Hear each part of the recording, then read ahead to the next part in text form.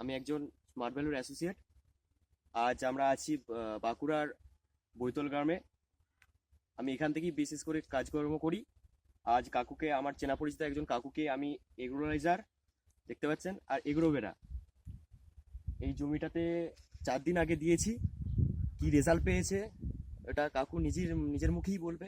কাকুর কাছে একটু জেনে নেবো। কাকু, হ্যাঁ, আমি আপনার নামটা কি? আমার নাম আসগর আলী কোটাল। আমি এই এগ্রোভেরা প্লাস আর একটা হচ্ছে আপনার এই ওষুধটা এগ্রো ভাইজার 82 দিয়েছিলাম। এগ্রোলাইজার 82। তো আমি রেজাল্ট খুব ভালো পেয়েছি, এটা আপনাদেরকে বলতে পারি।